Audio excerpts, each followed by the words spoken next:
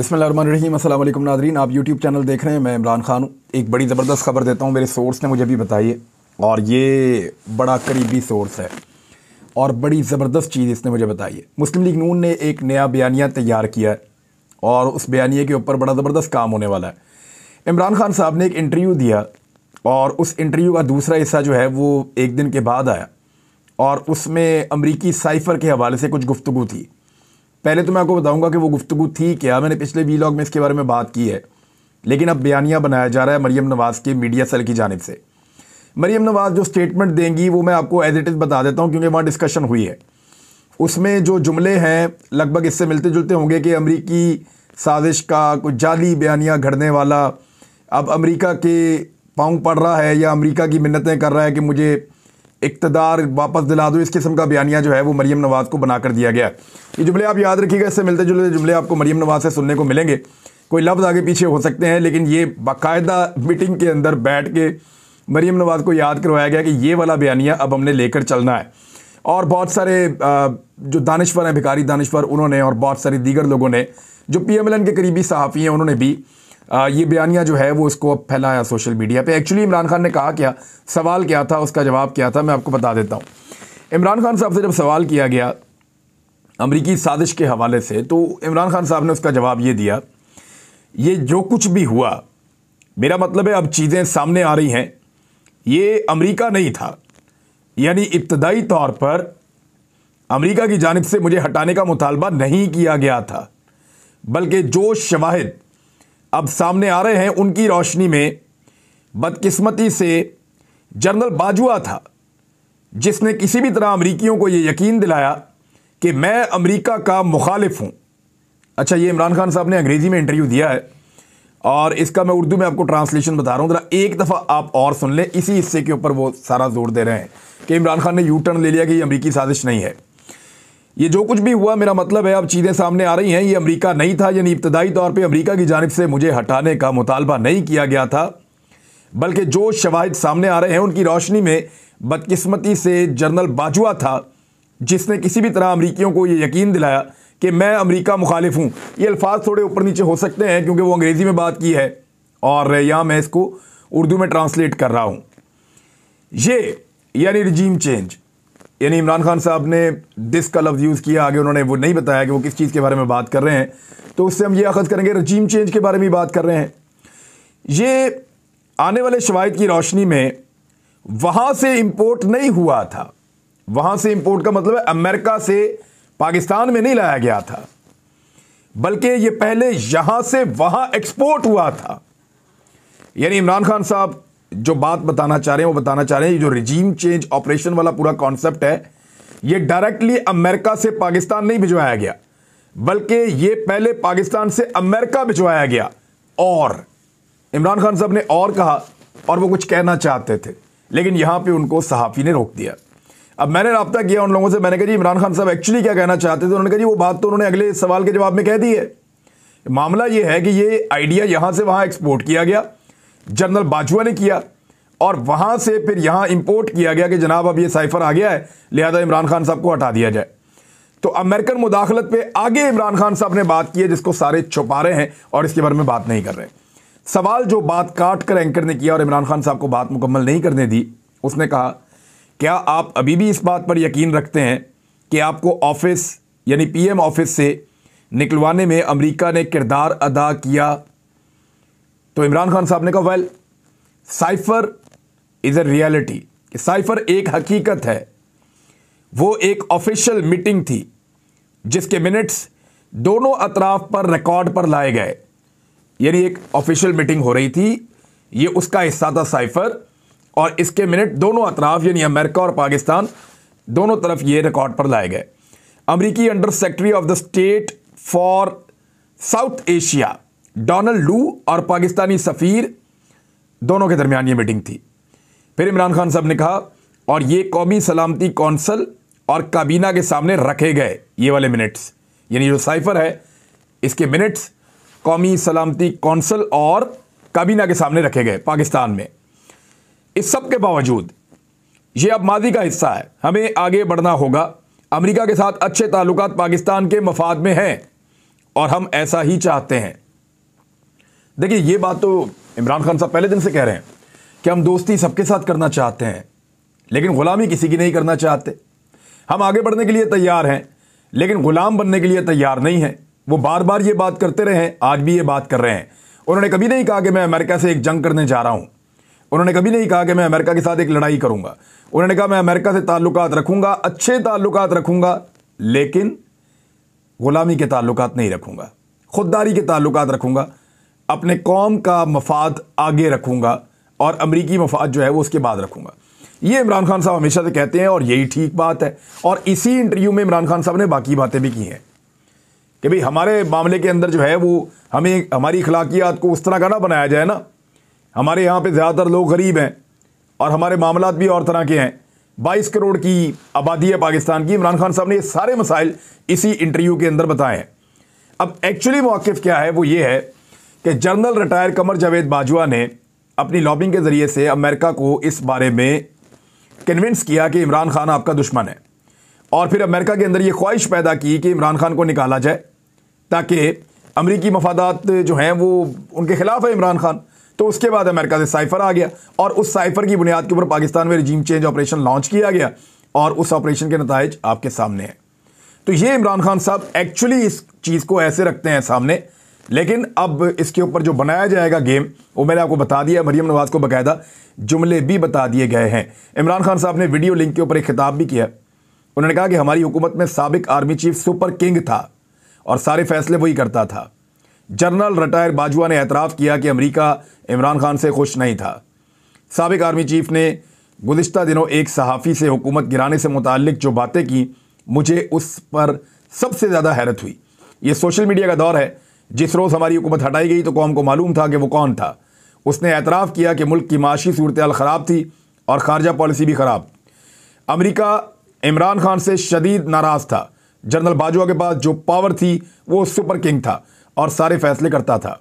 जब एक आदमी के पास इतनी ताकत आ जाए तो खराबियां पैदा होती हैं। मुल्क की हकीकी आज़ादी के लिए हम सबको तैयार रहना होगा। जो नौजवान मुल्क से जाने का सोच रहे हैं, ये कोई हल नहीं है। जंजीरें गिरती नहीं हैं बल्कि तोड़नी पड़ती हैं। कौम और पार्टी जेल भरो तहरीक की तैयारी करे। जल्द तारीख का ऐलान करूंगा, ये इमरान खान साहब ने कहा। उन्होंने कहा कि इलेक्शन कमीशन तमाम फैसले नवाज शरीफ से पूछ कर करता है। वैसे दिखाई तो ऐसे ही दे रहा है, लगता भी ऐसे ही है। अभी इलेक्शन कमीशन के अंदर कुछ पेपर्स आए थे और कुछ चीज़ें आई थी और वो हमारे हाथ लगी हैं। मैं उनको भी स्टडी कर रहा हूँ और मैं हैरान हो गया हूँ कि ये वो सारी चीज़ें हैं जो राइवेंट से निकलती हैं और इलेक्शन कमीशन तक पहुँच जाती हैं। बहुत अजीब बात है।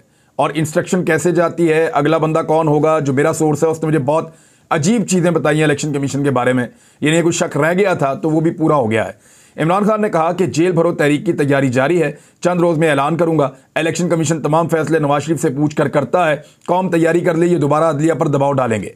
90 रोज़ में इलेक्शन ना हुए तो आईन की खिलाफ वर्जी हो जाएगी और आर्टिकल 6 लगेगा। 90 रोज़ के बाद निगरान हुकूमतें गैर आईनी हो जाएंगी। ये जितनी देर बैठे रहेंगे मुल्क को नुकसान होगा। मुझे नाअहल करवाने को ये लेवल प्लेइंग फील्ड करार दे रहे हैं।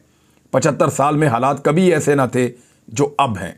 अच्छा, मरियम नवाज साहिबा ने एक बयान जारी किया है। अभी तो एक वो बयान आज जारी करेंगी ना, वो आपको पता चलेगा। अमेरिका के हवाले से लेकर, इमरान खान के हवाले से लेकर। मैंने आपको बताया कि जिस अमेरिका के ऊपर पहले साजिश का इल्ज़ाम लगाते थे कि अमेरिका ने साजिश के जरिए से निकाल दिया, मरियम नवाज ये कहेंगी कि अब उसी के जो है वो मिन्नत की जा रही है या उसके पाँव पड़ रहे हैं कि हमें हुकूमत में वापस लेके। इस किस्म का एक बयानिया मरियम नवाज को बनाकर दिया गया है, क्योंकि नवाज शरीफ को भी बेचारे को बनाकर देते थे चीज़ें तो वो बोलते थे, मरियम नवाज को भी बनाकर देते हैं तो वो बोलती हैं। पता नहीं अपने दिमाग से ये लोग कब काम लेंगे। बहरहाल, और दिमाग से अगर काम लेते तो अपनी पार्टी का ये हाल करते, बेड़ा गर्क करके रख दिया अच्छी खासी पार्टी का। और इनकी पार्टी के अपने लोग भी अब बदवाएं देते हैं। मरियम नवाज ने कहा कि अफसोस है हुकूमत ने नवाज शरीफ की सज़ाओं के खात्मे के लिए कोई काम नहीं किया। भाई वो NRO अपना तो ले रहे हैं सारे, और नवाज शरीफ के तो बहुत सारे केसेस NRO 2 की नज़र हो गए हैं।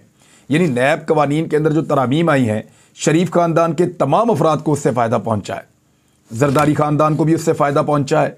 पाकिस्तान के जितने बड़े पॉलिटिशियंस हैं, जितने बड़े जिन लोगों के ऊपर करप्शन के इल्ज़ामात थे, उन सबको नैब के कवानीन में तब्दीली का फ़ायदा पहुँचा है। नवाज शरीफ साहब को भी पहुँचा है अपने बहुत सारे केसेस में। लेकिन जिस केस में नवाज शरीफ साहब को सज़ा हो चुकी है, अब उसमें अल अज़ीज़िया और दीगर केसेस में माफ़ करवाना चाहते हैं। लेकिन वो तो अदालत से होगी, और अदालत से माफ़ करवाने के लिए आपको वकला को अदालत में भेजना पड़ेगा। लेकिन वकला जब अदालत में जाएंगे तो अदालत कहेगी कि बंदा मफरूर है, बंदा पहले पाकिस्तान आए और पाकिस्तान आकर अपने आप को कानून के सामने सरेंडर करे और दोबारा जेल में जाए। जब वो जेल में जाएगा तो फिर हम उसका फैसला करेंगे और कानून और इंसाफ के मुताबिक करेंगे। नवाज शरीफ साहब अब जेल जाना नहीं चाहते, सिचुएशन ये है। बहरहाल मरीम नवाज ने कहा कि मुस्लिम लीग नून की हुकूमत अपने 10 माह में नवाज शरीफ को गैर कानूनी और गैर आईनी तरीके से दी गई सजाओं के खिलाफ कोई ऐसा कदम नहीं उठा सकी जिससे नवाज शरीफ पाकिस्तान की सियासत में वापस आ सकें।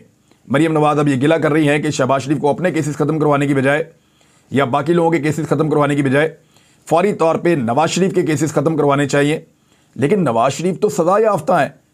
जब अदालत से आपको सजा हो जाए तो आपको माफ़ी कैसे मिलेगी? वो एक ही तरीका है कि आप अदालत में अपील में जाएं। लेकिन जब आप अदालत में अपील में जाएंगे तो अदालत आपसे कहेगी नहीं कि बंदा किधर है, बंदा मफरूर है, बंदा इश्तिहारी है, बंदा पाकिस्तान से भागा हुआ है, 4 हफ्ते का कहकर गया था, 3.5 साल हो गए हैं, 4था साल लग गया, वापस नहीं आ रहा, तो अब बंदा किधर है? तो फिर बंदे को वापस बुलाना पड़ेगा। बंदा वापस आकर कहाँ जाएगा? बंदा वापस आकर जेल जाएगा। कानूनी तौर पे तो यही होना चाहिए। जब वो जेल जाएगा वापस आकर, अब तो पंजाब में मोहसिन नकवी की हुकूमत है तो जेल भी घर ही होगी, तो बंदा वापस आकर जेल जाएगा और फिर दोबारा केस चलेगा। तो क्या 10 दिन में फैसला हो जाएगा या 20 दिन में फैसला हो जाएगा? सवाल ही पैदा नहीं होता। यहाँ पे बहुत टाइम लगता है, रोज़ाना की बुनियाद पर सुनवाई नहीं हो सकती और नवाज शरीफ साहब को फिर जेल में रहना पड़ेगा। अब मरीम नवाज चाहती हैं कोई ऐसा सलूशन निकाला जाए, कोई ऐसा सिस्टम बनाया जाए कि बस झटपट सारा कुछ हो जाए और नवाज शरीफ साहब जो हैं वो इलेक्शन लड़ने के लिए अहल भी हो जाएं, उनकी सज़ाएं भी ख़त्म हो जाएं। इस्लामाबाद में सहाफ़ियों के साथ गुफ्तगू कर रही थी, उन्होंने कहा मुझे इस बात का अफसोस है कि नवाज शरीफ की जमात हुकूमत में है और ये भी जानते हैं कि नवाज शरीफ को दी गई सज़ाएँ मफरूज़ों पर मबनी थी। इस हवाले से इस्लामाबाद हाई कोर्ट के फैसले में जो कुछ कहा गया है वो आंखें खोल रहा है। नवाज शरीफ और मेरे ऊपर मुकदमात बनाने वालों ने कभी सोचा भी नहीं था कि ये इल्ज़ामात जब खुली अदालत में सुने जाएंगे तो उनको शर्मिंदगी होगी। और अरशद मलिक समेत और वो सारी पुरानी बातें जो वो कर रही हैं, हालांकि अरशद मलिक को जो है वो किस तरीके से रिश्वत देने के लिए मदीना मुनव्वरा में बुलवाकर इनके भाई ने कोशिश की और मुकद्दस सरजमीन के ऊपर भी बंदा ख़रीदने की कोशिश की, जिसके बारे में वो जो जज साहब हैं मरहूम वो सारा कुछ बता कर गए। लेकिन उसके बावजूद जो है वो कोई भी चीज़ मरीम नवाज साहबा मानने के लिए तैयार नहीं है। वो चाहती हैं नवाज शरीफ साहब का मुकदमा ख़त्म हो जाए और इमरान खान साहब नाअहल हो जाएं और नवाज शरीफ साहब इलेक्शन लड़ने के लिए अहल हो जाएं। इसके रद्द-ए-अमल फवाद चौधरी साहब ने एक बात की। उन्होंने कहा कि हम नवाज शरीफ की नाअहली कैसे ख़त्म कर सकते हैं? नवाज शरीफ आएँ, इलेक्शन लड़ें, कोई एतराज़ नहीं है। मौजूदा हुकूमत पर सख्त तनकीद करते हुए फवाद चौधरी ने कहा कि अहमद डोगल को पहले गिरफ्तार किया और अब साबिक वज़ीर ख़जाना को गिरफ्तार करने जा रहे हैं। शौकत तरीन बीमार है और गुज़िश्ता 1 महीने से बैरून मुल्क है। शौकत तरीन साहब गल्फ़ में हैं और उनसे बात भी हुई है मेरे एक दोस्त की, और वो कह रहे हैं वो बिल्कुल वो बीमार हैं, अपना इलाज वहाँ पे करवा रहे हैं, लेकिन वो गिरफ्तारी वाली जो खबर आई थी वो गलत है। राणा सनाउल्लाह समझते हैं कि लाठी गोली की सरकार चला लेंगे, आइन और कानून को ये समझते कुछ नहीं है। उन्होंने मुल्क को तबाह कर दिया है और अपनी सियासत ही ख़त्म कर दी है। ये लोग बाज़ार में बैठकर खाना खाने के भी काबिल नहीं हैं। वैसे हालात तो ऐसे हैं कि अब PMLN की मकबूलियत लगातार गिरती जा रही है, जितनी ये महंगाई बढ़ा रहे हैं, जितना लोगों के लिए मुश्किलात पैदा कर रहे हैं, और अब तो खुलकर कहना शुरू हो गए हैं।